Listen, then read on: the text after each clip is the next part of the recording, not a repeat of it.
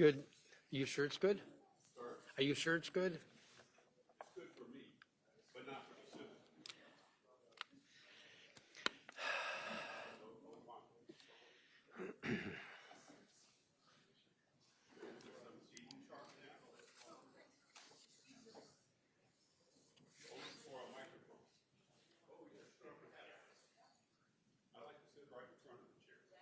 Janae, I have, no, no. I have to blather for a little bit. Janae, I haven't seen you in a while. It's good. God, you are complaining today? You are complaining today? We have a lot of complaining to do today, sir. What a group. What a group. We'll put out a news story about how cranky the press is today.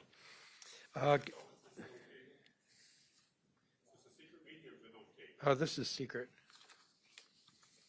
Are we ready? Good morning. I'm Phil Mendelson, Chair of the Council, and this is the press conference I have before our monthly legislative meeting tomorrow. Tuesday, April 1st, will be a regular legislative meeting of the Council. It will be preceded by a Committee of the Whole meeting. The Committee of the Whole is marking up 3 nominations by the mayor that I don't think are controversial. One is a reappointment to the Public Charter School Board. One is to the State Athletics Commission, and one is, and the third is to the Students in the Care of DC Coordinating Committee. There are also a number of resolutions that have been reported out of other committees that will be on the Committee of the Whole agenda, plus, I believe, 3 bills. And those bills are Living Donor Protection Amendment Act from the Committee on Business and Economic Development, 1333 M Street Southeast Tax Abatement, also from the same committee, an Emergency Rental Assistance Program Reform Amendment Act of 2025 coming out of the Committee on Human Services. All of these measures will be on the legislative meeting that follows tomorrow. The legislative meeting, I'm looking at you should all have the agenda, and if you don't, then you can get it from Lindsay. That tax abatement is on non-consent. I expect that there'll probably be a couple other measures that are moved to non-consent. The Emergency Rental Assistance Program, I've heard that there might be some amendments to it. Sorry about that.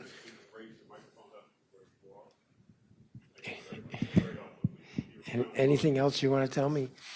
Can you hear me better now? Yes. Excellent. Do you want me to start over at the beginning? All right.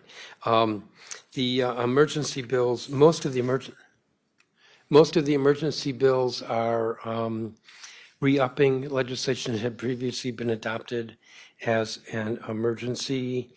An exception to that, may not be the only exception, is the open meetings clarification legislation that I'm moving tomorrow. So that's the agenda. I'll be happy to answer questions in a moment.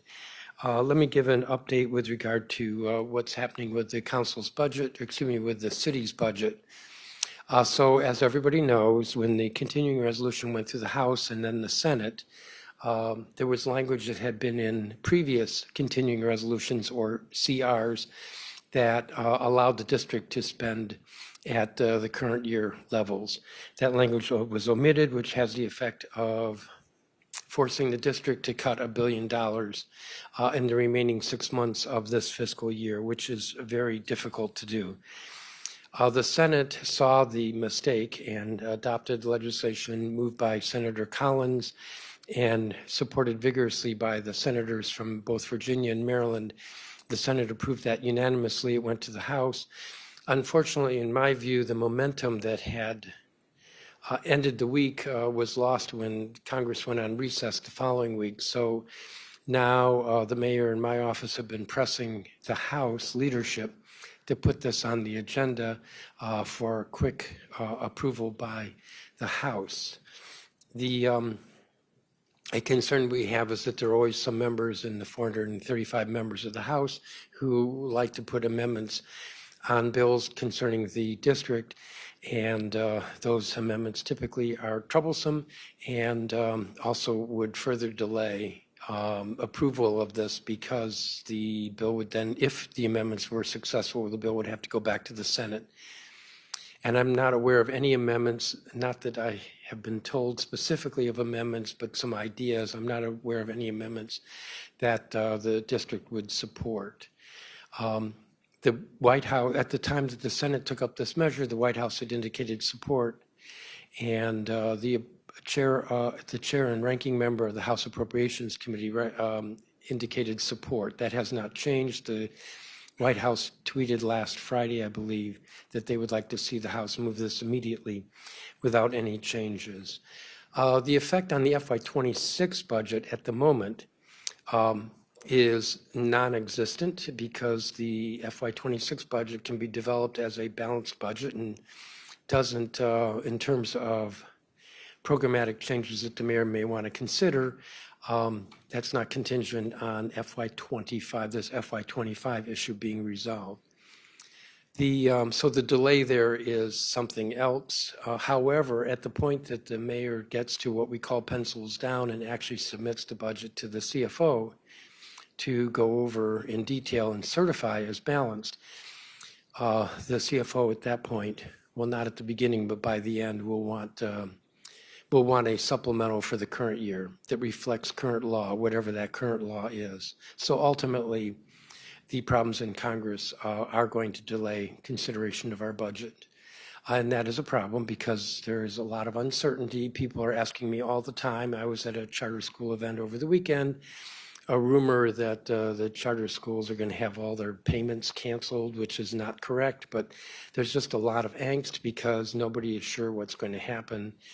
And it's not in our interest to develop a budget for a revised budget for the current year that reflects $1 billion in cuts, because that just will engender a whole lot of upset when we think it's probable, very likely, that we will be allowed to continue spending at the current FY25 spending levels. So there's delay and there is anxiety, and it's not resolved, and we would like it resolved. I will add as well that the ratings agencies who rate our debt have, two of the three have put the district on either a watch or a negative watch because of congressional actions. Not because of our actions, but because of congressional actions, which speaks to how the district is being harmed in all of this. I think I'll leave it at that, and I'm happy to take questions. Moody's and Fitch. Moody's and Fitch. I'd like to dig deeper into why Congress not taking action will delay consideration of this next budget. Can you just flesh that out a little bit more? What would be the problem? Well, I tried to explain that preparation of the budget, that is getting to pencils down, doesn't depend on Congress. However, at the point that the mayor submits the FY26 budget, there will undoubtedly be some changes in the FY25 budget. That would be the ordinary course, and that affects money at the end of FY25 that gets pushed to FY26. But more than that, the CFO has said that he's required to certify the mayor's budget as balanced. If the CR is not fixed, then we have to do $1 billion in cuts. And he has said he will not certify the mayor's proposed budget as balanced as long as there is $1 billion hole that needs to be addressed. So basically, at the end of the process, before it's submitted to us, speaking for the CFO, give me a budget that's fully balanced for current year and next year. Yes. On that topic, I mean, at first you all were raising the alarm, and then after the spending bill was passed, the mayor was trying to settle the worries. But the real question, can you speak a little bit more about how long the city can really go as is if the House does not take up and pass the budget bill for DC? Well, the alarm is real. We had that press conference in front of the Capitol. The alarm is very real. If we have to go through with these cuts, if the CR is not fixed, then we have to cut approximately $1 billion, and we have a half a year to realize what would otherwise be a full year's savings. But by when is the real question? Well, at the moment, it would be when the mayor submits the budget for next year. There is not a hard and fast deadline. However, there is a point at which we cannot continue spending at current levels. What do I mean by that? The CFO, there was a press conference with the mayor, the CFO, members of the council a couple of weeks ago. The CFO stated quite clearly that right now spending in the current fiscal year is well below the FY24 levels. When I say well below, sufficiently enough below that we don't have to stop spending or make the adjustments today. But that it's sort of, think of it as being a vice that's closing from two ends. Each day the clock is moving forward, and at some point the dollars aren't going to be there and we'll have to act. Can I ask you about Councilmember Trayon White, former Councilmember Trayon White? Yes. Indicating on Instagram he's planning to launch his re-election today. We know you've had words on the council's investigation, but can we get your thoughts to him running again? And should he win, do you have any concerns of the impacts that could have to DC Home Rule and the relationship the city has with the Trump administration? I think I will only speak to the moment and not speculate on hypotheticals. He, as a registered voter, is entitled to take out petitions and seek to get on the ballot for election. I realize that to a lot of members of the public that seems shocking, but the law, which is the Home Rule Act, in other words, legislation that we cannot change, is quite clear that the disqualification is if one is convicted while in office. And as you know, there's an indictment pending, but not a conviction. So he's within his rights if he wants to, which of course sets up a newsworthy situation. Sir, what do you think it's going to be like for members of the council working with him, given everything that happened and him trying to work with the council? Well, I think I'll save the speculation on hypotheticals. Will you be endorsing anyone in that race? I've not decided. And at what point does it not become a hypothetical? Does he have to win In the the special moment, election before you will address the question that everybody's asking and you clearly have to be preparing for? I mean, you know, whether you want to talk about it or not is one thing, but at what point will you publicly talk about what your plans will be going forward should he win re-election? Would you support, once again, voting him off the council? Well, I totally get that as media you would like a more definitive answer, but I can tell you just from my experience in government that events unfold over time, and so there's no value in my speculating today what I would do or how members would feel months from now. There is a question right here. Can we complete this? Hold on.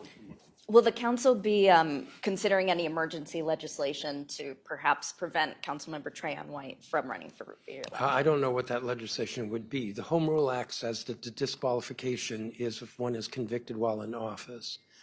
And, The qualifications for office are outside of our control. and can you talk about just how unprecedented this is? Has anything to this extent ever happened before with the council? Well, you know, every situation is unique. So yes, nothing like this has ever happened before. But then again, as I said, every situation is unique. I do have a concern, and I expressed this when the council was moving on the expulsion, that the public's impression, the image of the council is very, very important. In order to function well, government has to have the respect of its citizens. And so, you know, that obviously is implicated here. But would you worry that respect would be lost should he win re-election? I think I've said enough on that. Yes, sir. Mr. Chairman, regardless of what you may or may not do, it should former council member White win re-election and take office again, the council acted to expel him previously based on things he has done in the past. Can you legally, is there any legal impediment to deciding to take that action again? Or does this wipe the slate clean and he gets to be on the council? What is the legal field of what you can do? Can you expel him in a new term for what he did in the last term, basically what you did in January? I don't think there's a legal bar, but I Doesn't will matter. add that I have not researched that, and I've not researched it because it is a hypothetical that I don't need to But the address law's at not this point. hypothetical. Correct. But But you're not aware of interpreting the law. anything that would keep you from doing this again, expelling him again, if that's what you want to do. There's no legal impediment. I'm not saying you're going to do it or thinking about doing it. I just want to know what the law is. What's the playing Yes, field? my answer is the same. I do not believe there's a legal bar. Okay. Marquez behind you. Just going back to the budget fix with the House, you had mentioned that there was some concern that there could be some amendments thrown on there by the House. Have you heard of any potential amendments? Like, is there any specific ones you'd be concerned about being attached to that? My staff mentioned to me one or two, which at the moment, as I'm standing here, sort of slipped my mind.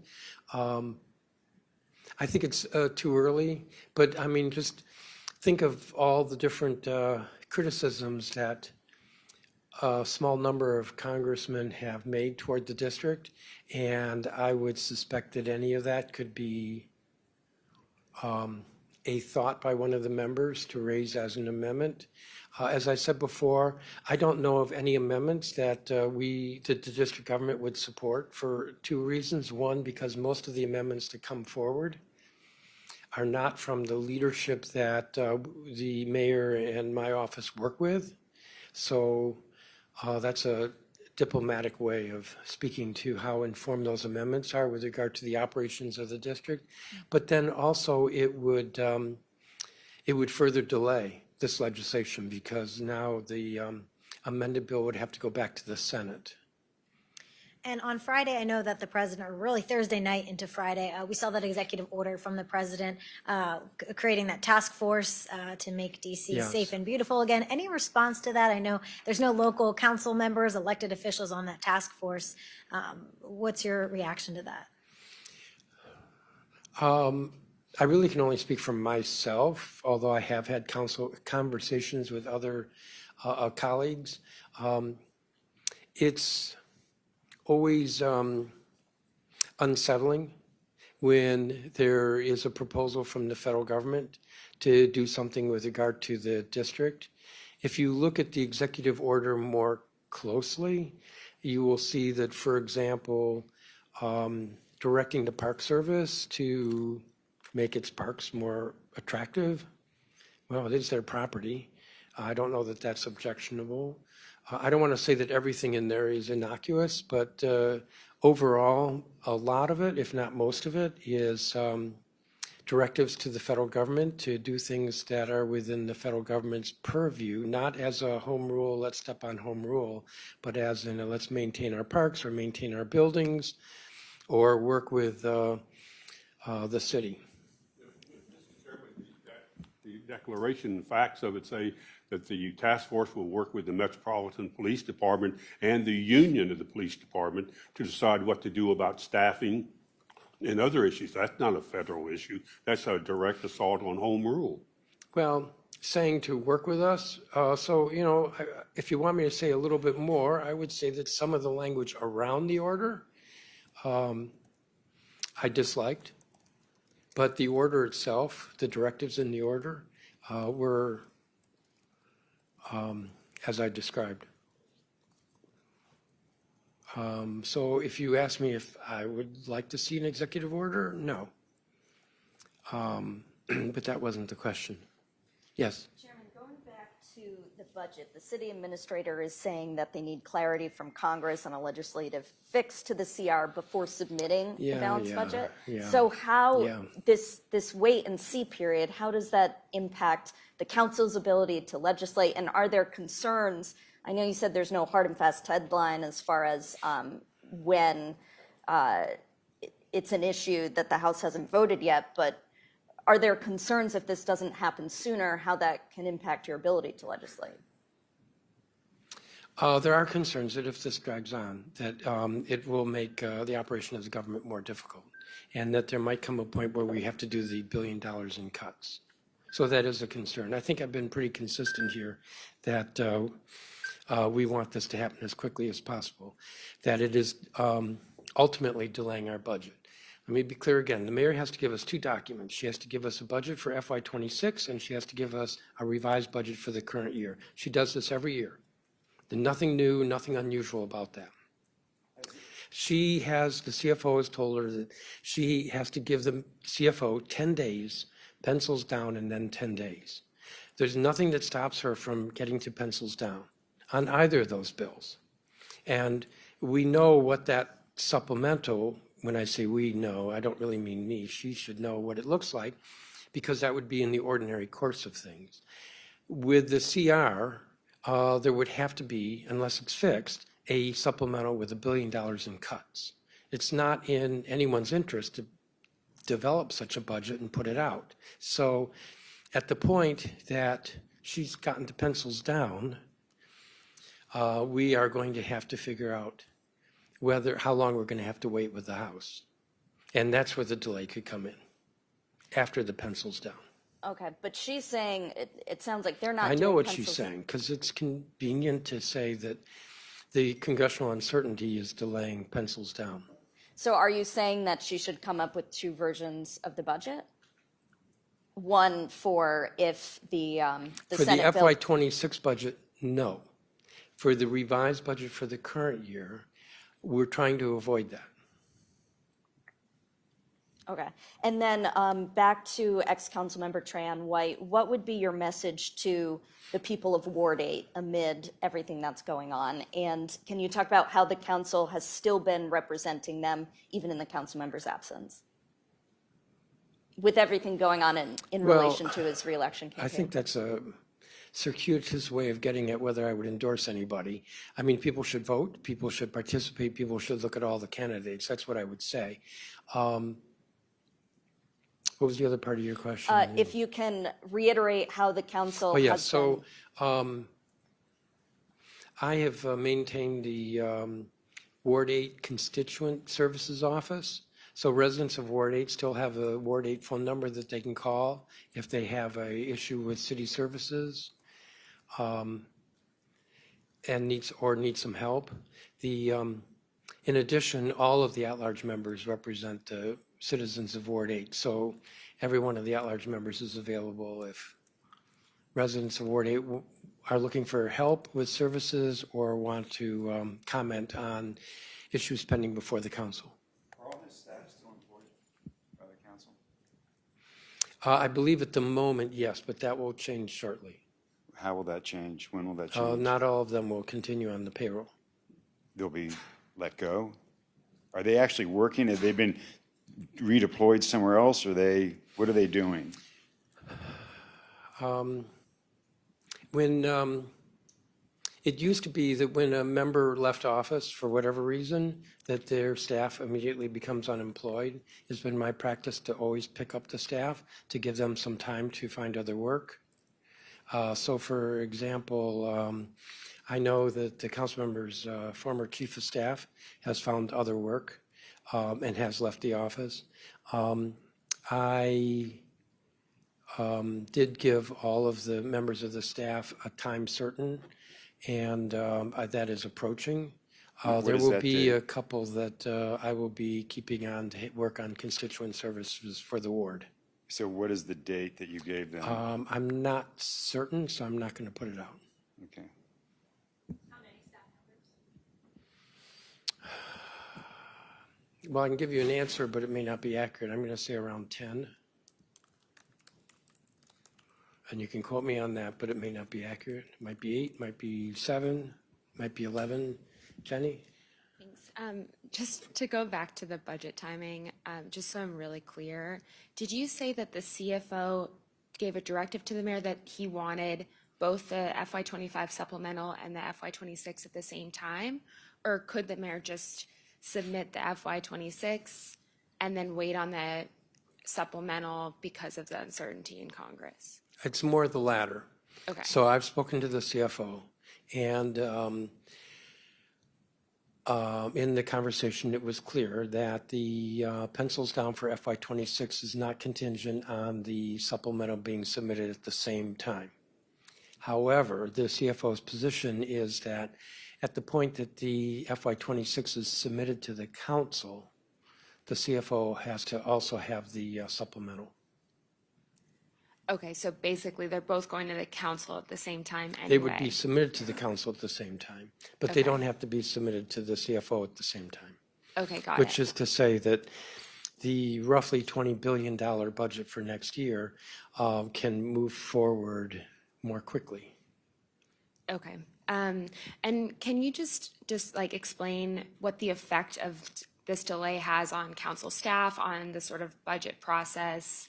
Will it be more rush? Will it have any substantive impact on how that process looks? Well, really, nothing has changed since the press conference the mayor had a couple of weeks ago. But as I said, think of it as being like a vice with the clock ticking. That's one side of the vice. And at some point, our spending reaches a level where, because of the CR, if it's unfixed, that we then have to make changes. Okay. So that vice is closing, which is why we want this taken care of immediately. Okay. And if folks are ready to move on to the Open Meetings Act changes, Can I vote on whether I'm ready to move on? Yes, Mr. So the CFO has said that you're still below spending. Current spending can continue at this level because you're below. He refused, despite multiple requests from press, to give a date certain on when that would end. Has he told you? No. When he hasn't given you any No, there's indication? not a If the date House doesn't certain. take any action at all, at what point would DC have to take action as if the CR is in effect? He has not given a date, and I think it would be very hard to come up with a date, as much as everybody would like a date. And then It's just the way it is. Okay, and then since the microphone's here, I'll take the first shot at this open meetings law. Can you explain? Wait a minute, Jenny might. Well, want that's to take fine. the She first can shot. ask. I don't care who asks. I just want to hear you. So can you explain to us the need, whose proposal was this? Was this your idea? Whose idea was this? What is the emergency? And can you tell us why you need to make this, what seems to a lot of us in this room, very drastic changes to the open meetings law without any public input on an emergency basis? Let me see, there were about 4 or 5 questions in there, and I'm not going to try to remember them all, so you may have to repeat some. The legislation was co-introduced by all the members. Yeah, we can read the document. Whose Yes. idea was it? Is it your idea? Did it come from the mayor? I would say it's been gestating for a couple of years, and a number of members have brought it up. Mr. Chairman, I can't put a finger on one member. aren't you the mover of the legislation? I'm the one who I believe put it on the agenda for tomorrow, yes. That's the mover of the legislation. All right. Mr. Sherwood, that was a cranky question. Chairman, why don't you just take So- credit for your shutting down the public access to the council? The time when the president The question- of the United States is Mr. taking over our Sherwood, city, can you hear me you're making okay? it harder for the public to know what the council is Mr. doing. Sherwood, can you hear me okay?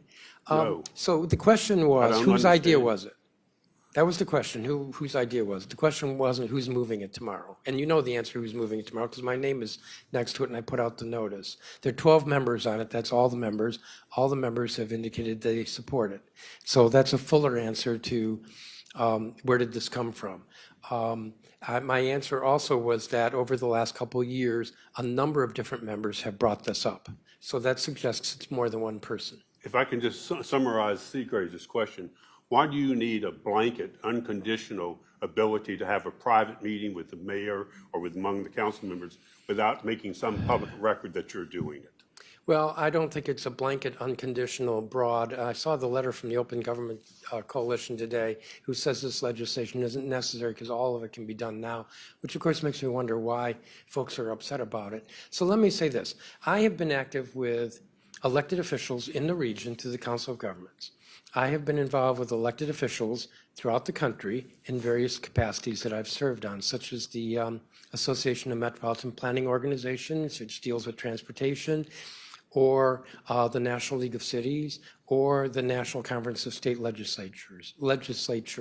I have spoken to colleagues in other states and cities over the years, and there is constantly a complaint that the ability to have a conversation, just a conversation, is impeded. And that's what this legislation gets to. It doesn't close the meetings where action is taken. In fact, it preserves most of the existing law. It's a gross overstatement to say that this is a mass change. Mr. Chairman, But, you for don't take example, a votes in year those ago, meetings. if I could finish, a year ago, one of the council committees wanted to take a field trip.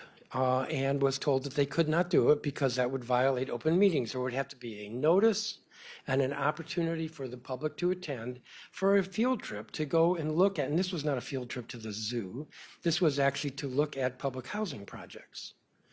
And that should not be impeded by the requirement that it has to be open to however many scores of public want to attend the field trip or members of the press.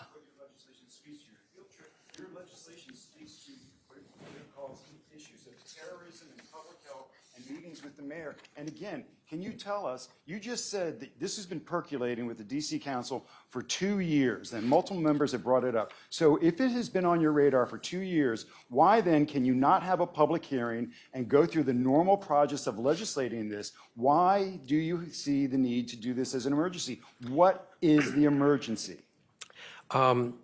Mark, I'm looking at page 3 of the open meetings letter that came today, and it talks about field trips and retreats. So yes, the bill does deal with field trips and retreats. Great. So what is the emergency, sir?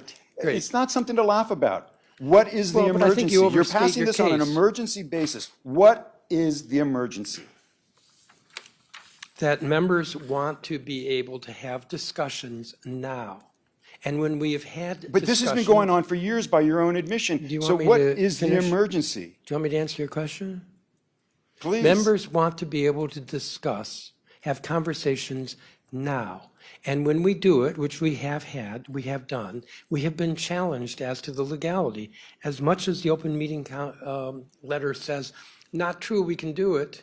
In fact, we get challenged. And if I remember correctly, the law starts out by saying that the act is to be construed as broadly as possible. So this is a clarification bill.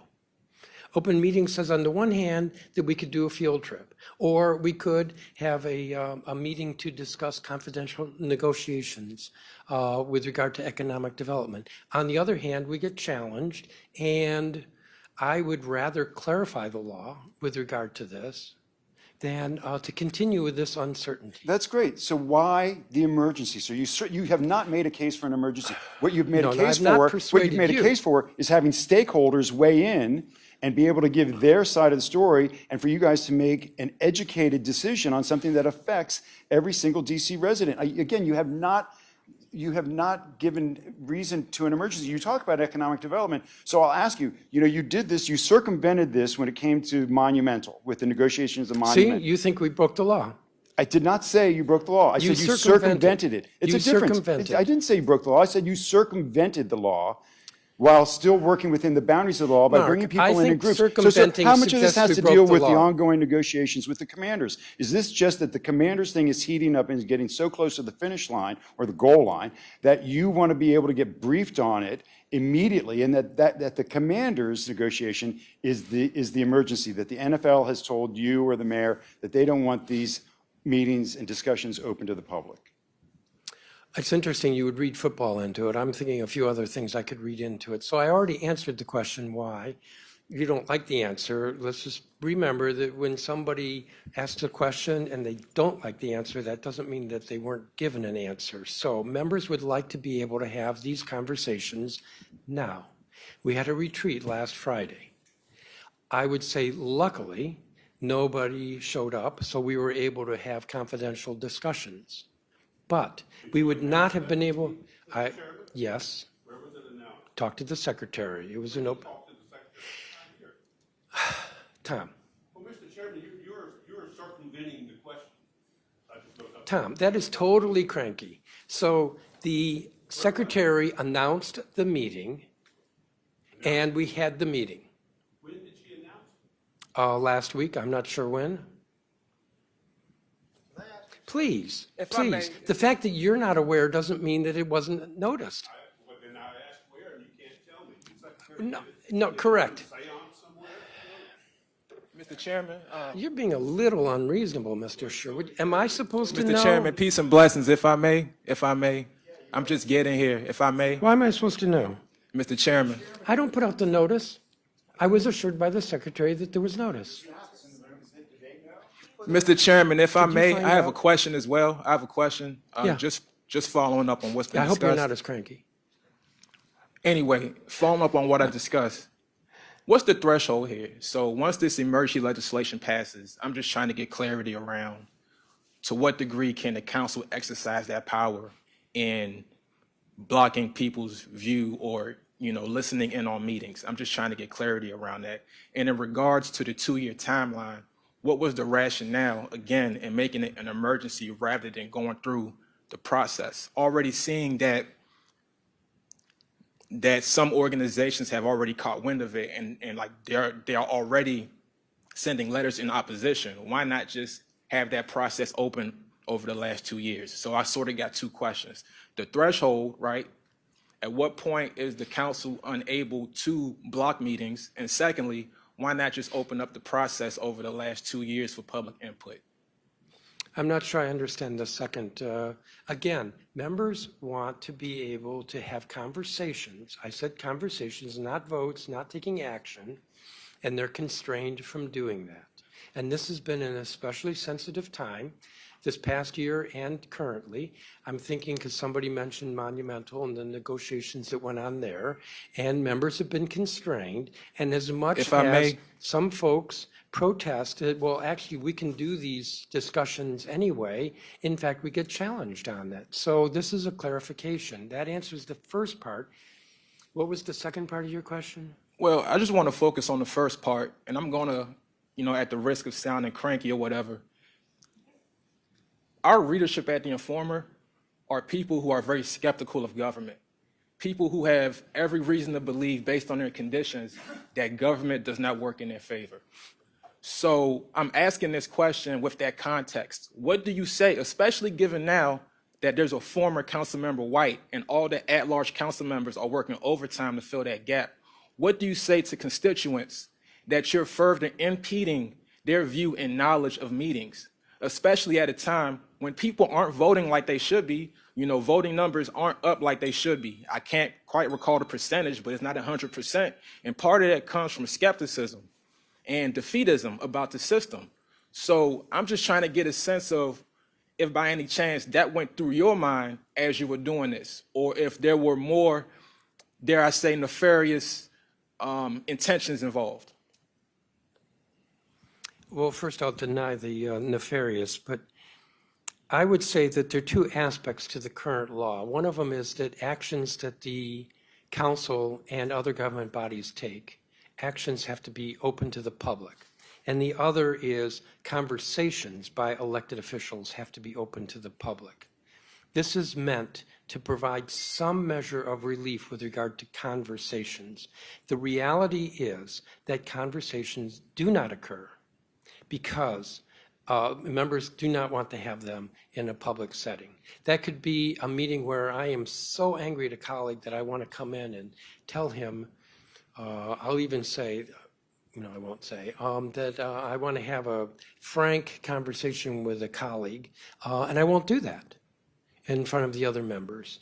And there may be a value to that. That's maybe not a good example, but it's an example. Or last year, I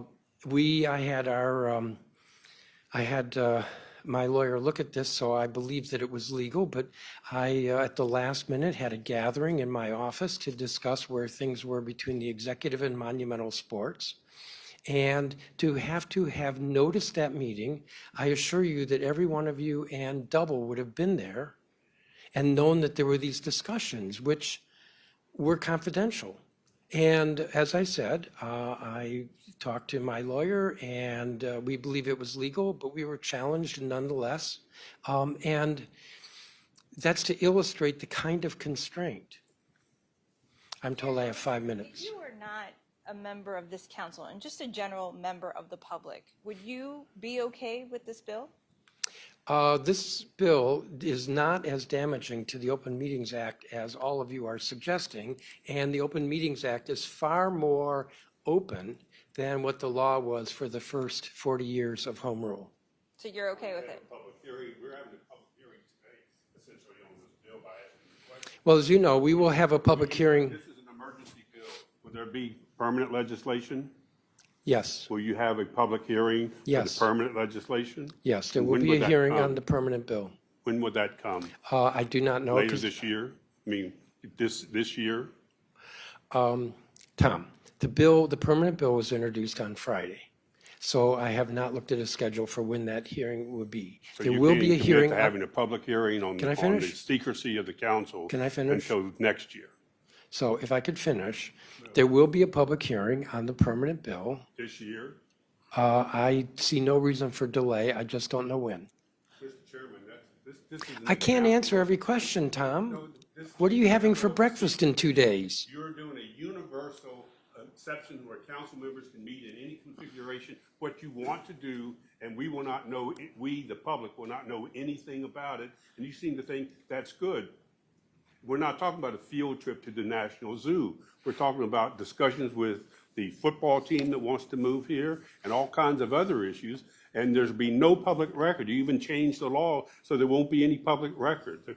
I'm not sure there should be a public record of a conversation, so the We could just, how policy, about just announcing your meeting? You can, under the current law, you can declare any meeting you want to do, you just have to vote on it. Why does it have to be a universal exception? the Open Meetings Act of 2010 expanded the policy, in essence, to include conversations, not just actions by public officials. While this seemed innocuous when enacted, time after time, we have found this to impede deliberations. For example, when the Housing Committee wanted to conduct a field trip to visit public housing projects, it was told it couldn't unless it provided public notice and allowed members of the public and reporters to join. When I offered a sudden, unplanned briefing for council members of the confidential negotiations between the executive and Monumental Sports, I was challenged for violating the Open Meetings Act for not giving public notice or allowing the public to attend. Our ability to meet to discuss political strategy to best inform members of Congress about our appropriations is constrained because we don't want these conversations to be public. Our ability to hold a retreat where members can informally discuss their personal views affecting policy is arguably prohibited, and we no longer have monthly mayor-council breakfasts because neither side wants to publicly air disagreements. For instance, allow the council to publicly and personally question and argue with the mayor over something she is or is not doing. I'm reading from an email I sent to members. Can you share that email with us? Yes. How many minutes? I have 2 minutes. Can we touch on the? Yes, sir. Yes, sir. Yes, sir. Yes, sir. Can let him finish. There's a gentleman I recognized. Yeah, I wanted to touch on the ERAP bill before we finished. No, He said there's 2 minutes left. This bill is being voted on tomorrow. okay, come on, y'all, let's get along better. Yes, sir. So you have the ERAP bill on the agenda for tomorrow, permanent Yes. bill of the emergency one that passed. The committee report acknowledged that the emergency bill has been effective, but it also made a few changes to the bill. I won't get into the details, but I've heard from multiple real estate industry groups. They say they oppose these changes and they would undermine the purpose of the bill. So do you support the version that came out of the committee, or do you want to see amendments to walk back some of those changes? To be honest with you, I spent about an hour on Friday looking at the bill and didn't come to a conclusion where I am on it. But I believe that Councilmember Fruman is considering some amendments that would make changes to, I believe, the changes you're referring to. So it's still in a state of flux. I will note this was adopted on an emergency basis in October, which is not unusual for us to do, and the permanent bills had a hearing and is coming up for first reading tomorrow. Did that answer your question? Thank you. Yes, sir. I'll come to you next, Janae. Are there specific economic development projects that you and other members of the council want to be able to discuss confidentially? The one that I mentioned is the one that I've thought of, which is Monumental Sports a year ago. But I mean, moving forward, is there a Well, specific Mark project in suggested- mind that is informing this? Mark suggested the football stadium. I can tell you that the mayor has not reached out to my office to discuss it, so there are no discussions in the But in the this bill foreseeable. would cover that, right? If Bill it would was, cover it. if it was a gathering of members, a gathering of more Yes is than the answer. 7 members Yes to, is the answer. well, my point, Tom, my point is that the mayor's not discussed this with me one-on-one, let alone asked to discuss it with the council. So the commanders is not on my list, I mentioned monumental sports. Chairman, the way you I'm phrased just the bill, answering your it question. could be, though, right? It could be. It Could be. Not that it is now, but it could be. Janae was next. What? Y'all are working me Can I hard just here. ask, you said you had a meeting. No one showed up, you had the meeting. What does that mean? We had a retreat on Friday, and it was noticed. Lindsay, did you get to? Yeah, it's on the council website. It's posted on May 11th. So how does the Not public- May 11th. March 11th, sorry. Yeah, Tom, did you What hear does that that? mean? how do No, we- how It do- was how does the posted public on know March- to look- How does the public know that that's there? I just don't get it. No one showed up, you had a meeting. What does that mean? What was your question? What does You know, that Tom, mean? the fact that you don't look at places as a reporter where we post notices is a little bit shocking. I didn't say I didn't look. You said no one showed up, you had a meeting. Who did you have the meeting with? There were 12 members present. And It who- was a retreat. We do this every March. Okay. It was 12 members, and then we had several guests come in and speak to us. And what was the topic? Mostly economic development. Was it commanders or something Hmm? else? Was it commanders or? This seems to be expanding on a theme. No, Was it commanders firm, was not maybe? discussed. Okay, I have a question. How did you model this bill? What did you model off of? I would not say modeled out off of anything other than experience. You As I talked said, a- members have been complaining for a couple of years about constraints, and so that was what informed the bill. But you've seen other cities, other states. What did you model it off of? Did you I- not model it off I of just other answered places? you. It wasn't inspired by other laws or other cases? Correct. However, as I indicated, I've had conversations with state legislators in Florida and in Denver and in San Francisco and in Cleveland and Indianapolis and in the state of New Hampshire, and it's a long list. How much does the two more consternation? Well, questions. just Two more one more. I have questions. one Mark? more. Excuse me. Just, I'm curious. How much of the consternation under Trump is fueling the need for having these secret meetings? I would not say it's irrelevant. Okay, well, don't pick on that Mark? and not answer, please. I mean, Mark? how much is the current climate from? I just answered your question. Well, Mark? no, actually, here's a good question, because you alluded to that when I asked about football. You said, I'm paraphrasing, you said, oh, it's interesting you bring up football. guys are I would have really thought of difficult. other things that we You would guys wanna are talk really difficult. So I already said it's not irrelevant. We're That was sorry my we're not answer. making it easy on Mark? you to Mark? to shut out the public, but that's what our job is here, sir. I get it. And for you to call us I cranky get and it. be dismissive of our questions is rather insulting. Okay. All right? So let me Well, ask you this. To call me. Will the pre-legislative breakfast be open to the press and the public if this is passed? I would like it to be. You would like it to be. What does that mean? That's not a definitive I'm answer. the You're chair of the chairman. council. What's that? I am the chair of the council. I would like the breakfasts to remain open. How about the meetings between the council and the mayor? I would like those to be, for the most part, closed. You would like those to be closed? Correct. Why? What is the difference? And I got to tell you, I've been to a few of those Gentlemen, meetings. They seem gentlemen, pretty candid. I We don't no remember any longer council have members being monthly mayor restrained. council breakfasts because neither side wants to publicly But air that's just not, disagreements. that's just not, I just, For that's not, instance, that's not allow the reality, council sir. to publicly That's and not what we personally expect. question You and can read argue that with the all day mayor over long. something she is or is not doing. You can read that all day long. That's not what we experience. I We see said two more, but Martin deserves, Martin, I got it. Does the mayor support Do the you bill? get it? Do you actually get it? Martin. All right, just real quickly, so you mentioned this field trip that the council couldn't do. Notice is 48 hours. Like, are you telling us that the council couldn't notice something for 2 days because they were afraid that people are going to flock to a field trip to view public housing? Just out of curiosity, number one, that. Number two, Open Meetings Act also mentions quorum. I mean, you could have meetings with 5 members at a time, and you don't have to cite, you don't have to mention it to anybody else. You don't have to open it to the press. or Well, the that's public. if it's committee of the whole, but if it's the housing committee, which has 5 members, then it's 3. So. But the point being, 48 hours notice is not, I mean, we're not talking weeks of heads up. Well, think back a couple of years ago when public housing was very much in the news and very controversial. And the committee says we're going to do a field trip to look at some public housing projects with the chair of the board and with the executive director of the authority. And what are the chances that there would be a lot of other folks who are interested because it's been very much in the news who want to join, in which case it's no longer a field trip of 3 members. It's now, I don't know, 15, 20. What if the committee of the whole wants to have a tour of a school? Eagle Academy closed last August suddenly.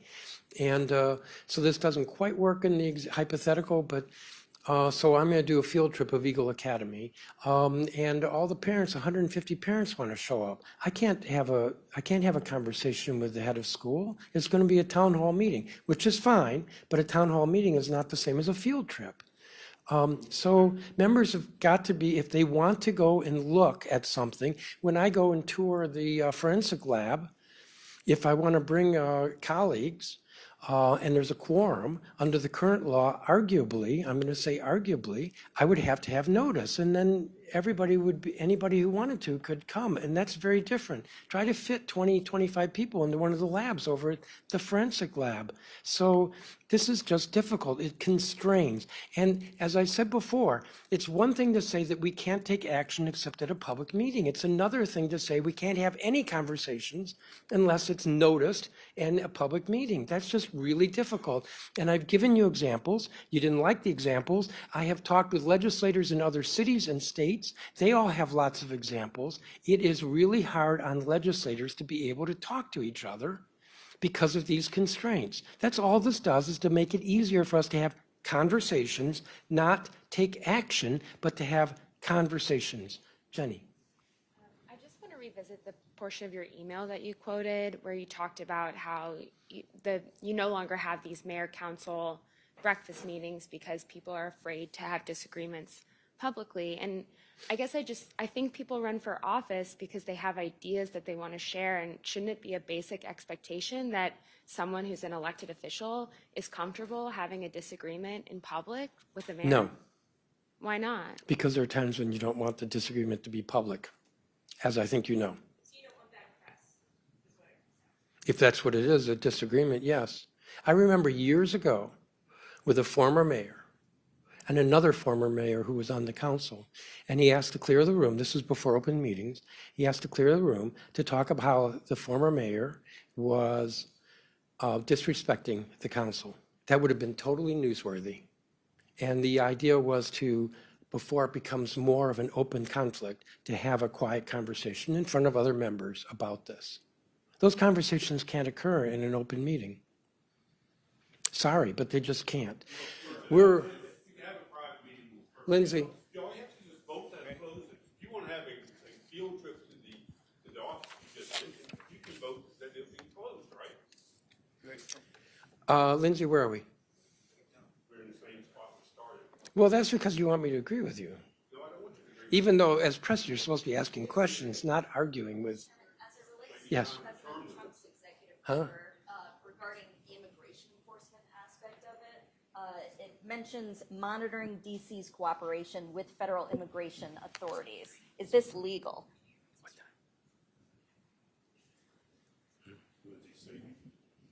Yeah, because she said about 15 minutes ago, 5 minutes.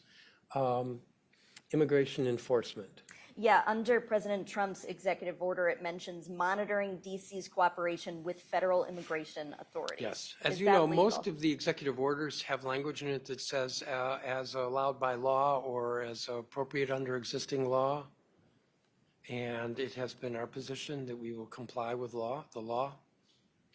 So which I was not law? close to the microphone. Well, Will you be complying to DC's law as it stands? Do you plan on following the executive order if it involves, let's say, MPD helping out with immigration enforcement? I think some of that you have to ask the mayor, because MPD works for the mayor, not for the council. But in my conversations, we're quite clear that we will follow the law with regard to immigration enforcement. And if the law changes, we'll follow the law with regard to immigration enforcement. Jenny was last. District's law, though. Or do you I need just any said the law, whatever the law is.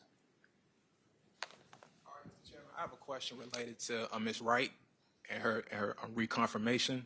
So given what happened to Eagle Academy, because you did bring it up not too long ago in its closure, I'm just trying to get your take or just get a sense of what conversations were had about Mrs. Wright's stewardship of the public charter school board while Eagle Academy was allowed to recertify or I guess renew its charter, only to be closed shortly after?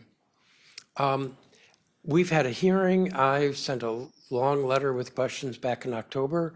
I meet monthly with the Public Charter School Board, the executive director.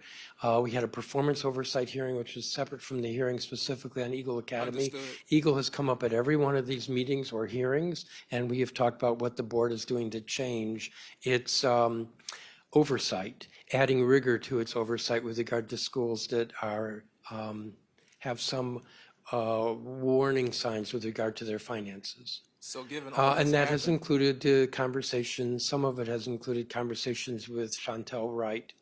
I think the issue here is the board and the staff in totality, not any one individual.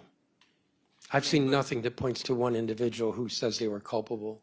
So like not even any questions about her stewardship of the board or just about how under her leadership it allowed Eagle Academy to renew its charter? I'm just trying to make sense, just trying to get. Well, as you know, it renewed its charter like a year before it collapsed. Right. Now, there were warning signs. In my view, the staff did not act more aggressively with regard to the warning signs, but there's been no testimony that suggests that Chantel Wright is individually responsible. And I would add, I don't believe she became chair of the board until last year, which was like maybe just a couple of months before Eagle collapsed. So in terms of that, what's your vision as far as ensuring that there's more transparency and more accountability for charter schools? Well, the board has made a number of changes, so it's publishing on its website in a way that's more accessible. I'm not saying it's accessible enough, but publishing on its website financial information about schools, that is, schools that are on a watch list. And we have a bill pending in the council that would require training of board members so that they understand their responsibility and how to ask more rigorous questions. Part of the problem with Eagle was that the chief executive officer and the chief financial officer were the same person. And I have to conclude that the board did not understand that that is bad financial practice and that they could have stepped in and said no. And I think they didn't understand that. Maybe I'm wrong. And so that's what the board training bill's about. I think we're done. Thank you all very much.